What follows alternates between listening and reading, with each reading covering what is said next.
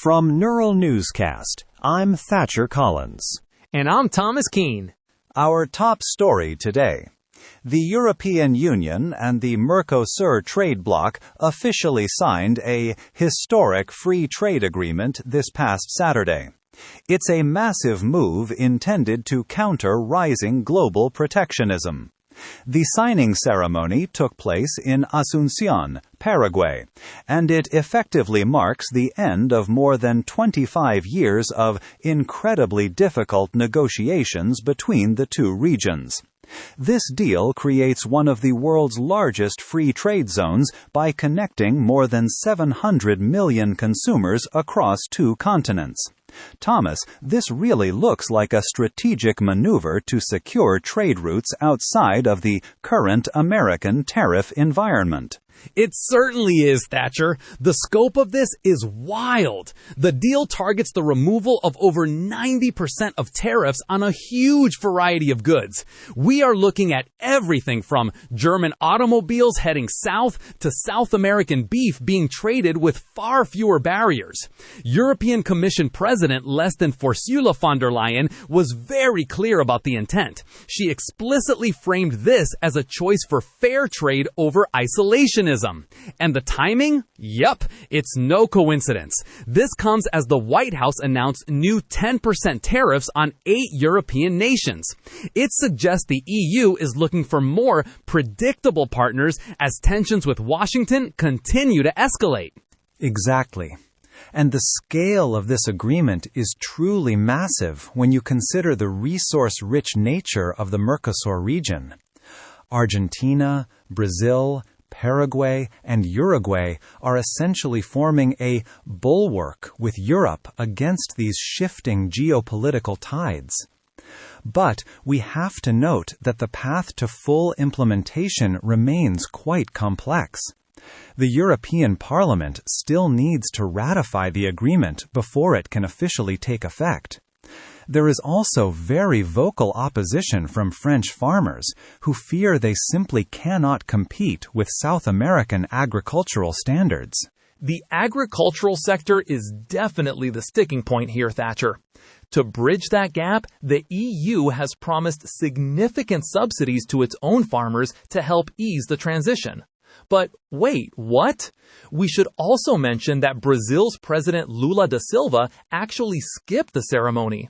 That's due to some recent tensions over environmental demands. So while the signing is a victory, the logistical rollout of these new trade rules is going to take years. It remains a fragile but essential bridge for these economies as they navigate a more volatile global market. Shifting gears now to domestic news. President Donald Trump is moving forward with plans to acquire a new Air Force One and annex the territory of Greenland. As the administration nears the end of its first year back in office, several high-profile promises are moving into the implementation phase.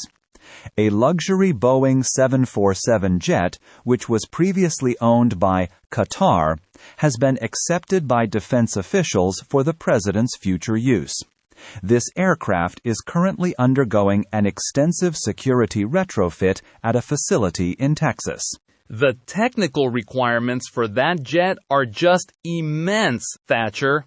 The Air Force estimates that the security and communications upgrades alone will cost roughly $400 million.